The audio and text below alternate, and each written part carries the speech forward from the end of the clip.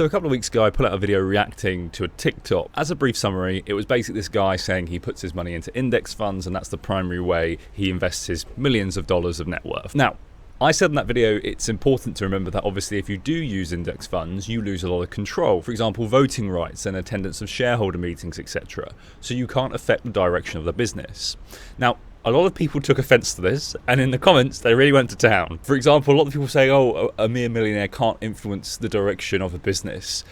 And I mean, yes, that's true if it's like Apple with its $2 trillion market cap, but there are several businesses on the market that are freely traded on the stock market that you have very easy access to, which are million-dollar businesses or multi-million-dollar businesses, where this millionaire that we had on TikTok would be able to have considerable influence. Let's just have a look here, for example. So this here is showing us the smallest market cap listed businesses in the United States. Now remember, market cap is looking at the share price times by the number of shares. So if our millionaire here wanted to purchase this business, he could purchase all of the shares on the market and it would cost him this amount. So if we look here, as we go through, we're seeing 1.3 million, 2 million, 3 million, 4 million, 5 million. Do you get my point yet?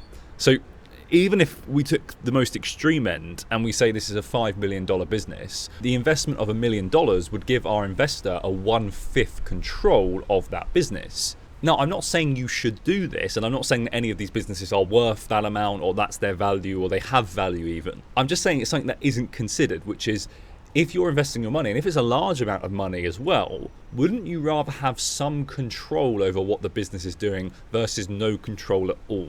And again, this brings us back to opportunity cost. Like, what were the alternatives that this millionaire could have done? So, for example, he could have bought stocks and shares, or he could have, for example, bought a private business that's not even listed on the stock exchange. But there's a multitude of things that this investor could have done in order to keep control over his investments, but also so that he sees a fair return. I use he because it was a guy in the video, just as a side note. But let me know your thoughts in the comments below. If you had millions of dollars to play with, would you just stick it into an investment fund and sort of leave it and forget it and hope for the best? Or would you be more active in controlling where that money went? So I hope you enjoyed this video and it clarified a couple of points there. And I hope to see you all in another video.